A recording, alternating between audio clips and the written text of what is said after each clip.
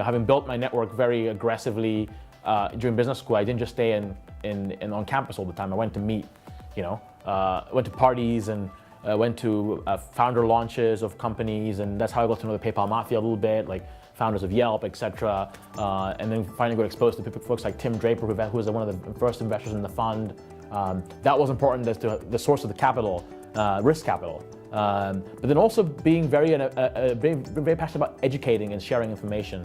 So on the continent, I tend to meet a lot of talent that's looking to maybe work with me or launch their own fund, or looking for they're high net worth individuals or family offices in Africa that want to get into VC, and helping them understand how this all works. So I think building that sort of global network and trying to piece it together into how to apply it in the venture space has really been important.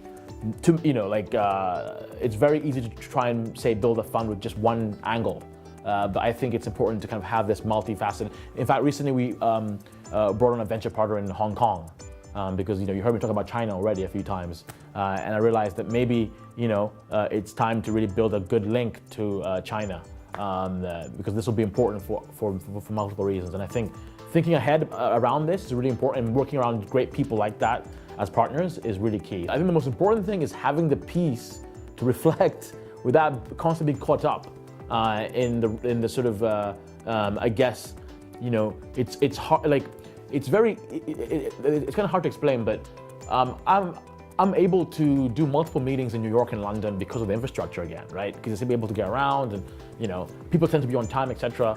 But in Africa, that's not the case. You could burn out just trying to do tons of meetings. In a similar way how you do it here. So pacing yourself is really, really important, and allowing yourself the time to reflect and look at everything.